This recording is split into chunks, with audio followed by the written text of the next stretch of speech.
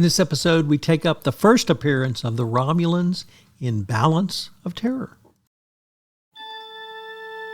Compliance, the final frontier. Tom Fox is the voyager of trekking through compliance. His mission? To explore the original series and seek out and share what it can teach you about compliance. Here's your host, Tom Fox.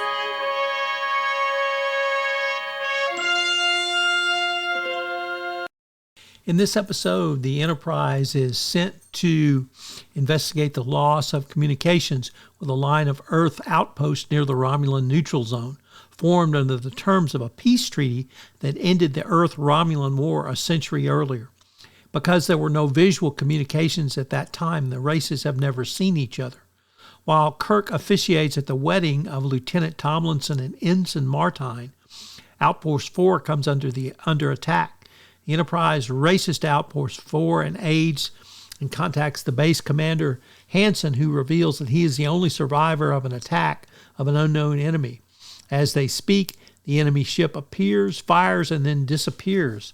The shot destroys the outpost and kills Hansen. The ship's sensors locate the attacker, which remains invisible. Kirk surmises that the attacker is equipped with a cloaking device. A coded message from the intruder provides a view through one of its internal cameras, revealing humanoids with an appearance like Vulcan.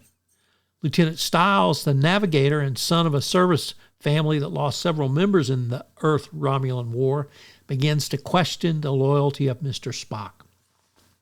During a discussion of the Romulan ship's capabilities, Stiles suggests the Enterprise attack it before it can reach the neutral zone. Spock agrees, and he reasons that if the Romulans are in fact an offshoot of the Vulcan species and have retained the martial philosophy of Vulcan's ancient past, they will surely take advantage of any perceived weakness. A cat-and-mouse game ensues. The Enterprise is faster and more maneuverable, while the Romulan ship has a cloaking device and immensely destructive plasma torpedoes. However, the range of those torpedoes is limited, and firing one requires so much power that the ship must decloak to do so. After several attacks, the Romulans, almost beaten, plant a nuclear weapon amid jettisoned debris.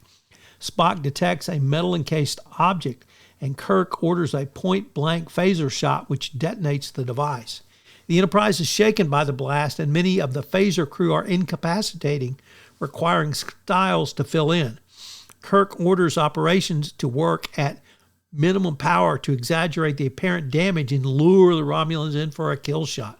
Although the Romulan commander suspects Kirk's trap, a politically well-connected member of the crew pressures him to attack.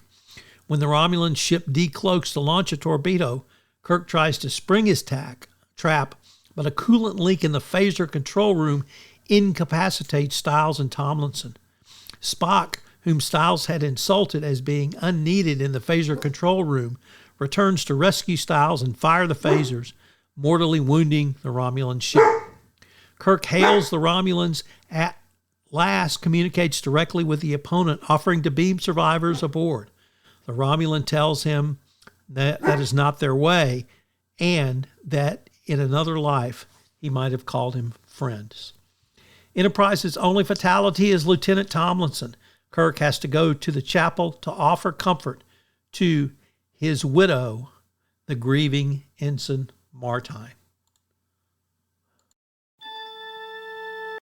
In addition to this being one of Gene Roddenberry's favorite episodes, it's one of my favorite episodes too. Obviously, the first appearance of the Romulans is uber cool, and even having Mark Leonard not be Spock's father was pretty cool as well.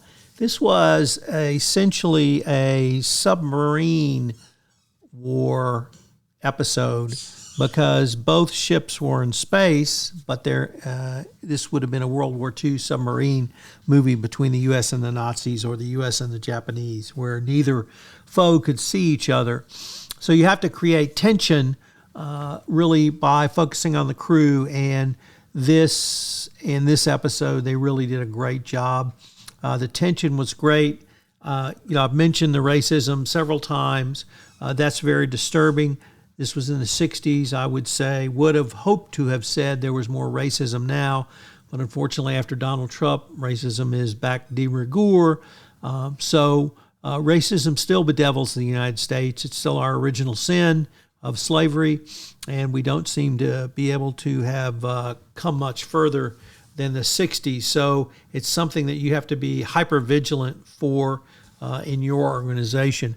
But it also shows the power when you make decisions that are not race-based, as when Spock did when he hauled the guy out of the phaser room where the coolant was poisoning he and his comrade or his colleague. So this part of the show was very powerful, but basically this is a submarine movie, and we see this several times forward up until literally Star Trek, this current TV series, which is a predecessor to this version of the Enterprise. So it's a great way to build tension. It's a great way to tell stories, and it's a great way to focus on characters.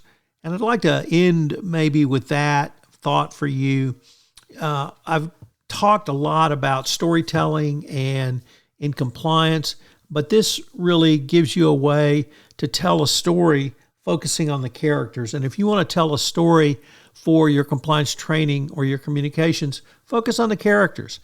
Focus on what they're feeling, what they're thinking before they engage in actions. And I think that will help your storytelling and make your storytelling in compliance more interesting, more effective, and what we all want is more engagement. So use characters in storytelling. Next up, compliance takeaway. What are some of the compliance takeaways from Balance of Terror? Well, they offer several compelling lessons on both compliance and ethics. One of the compliance-related themes in the episode is the tension between national security and civil liberties. The Romulan incursion into the neutral zone creates a high-stakes scenario where the Enterprise must weigh the imperative to protect the Federation against the need to respect individual rights and due process.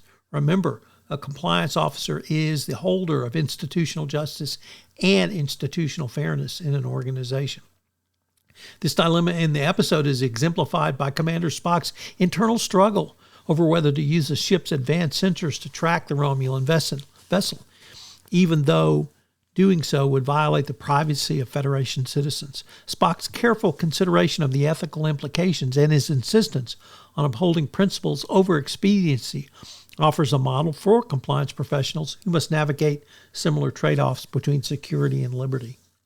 The episode also highlights the critical importance of transparency, accountability, and clear communication within an organization. When the Enterprise in this episode receives its orders to engage the Romulan vessel, Kirk must carefully balance his duty to follow the chain of command with his own ethical reservations about the mission. This speaks to the need for compliance programs to foster an environment where individuals can feel empowered to voice concerns and challenge directives that may conflict with ethical standards. In other words, can they raise their hand and speak up? The episode's exploration of Romulan culture and its strict adherence to a code of honor provides an interesting counterpoint to the Federation's more flexible approach to rules and regulations. This dichotomy underscores the reality that compliance is not a one-size-fits-all proposition. Different organizational cultures and contexts require a tailored approach that balances structure, flexibility, and a commitment to principled decision-making. Finally, the episode's climactic battle scene serves as a cautionary tale about the dangers of escalation and the potential for unseen consequences when compliance failures occur. The limited information available to both the Enterprise and Romulan vessels and the resulting miscalculations highlight the critical importance of robust risk assessment, overall contingency planning, and a willingness to descale when appropriate. Balance of Terror offers a rich case study for the compliance professional, exploring the themes of civil liberty, transparency, organizational culture, and the management of high-stakes, time-sensitive situations. Its lessons on the need to uphold ethical standards, even under intense pressure, are essential for building effective and sustainable compliance programs to go forward. If you enjoyed this episode of Trekking Through Compliance, you can help it grow by sharing it with the biggest Trek fan you know.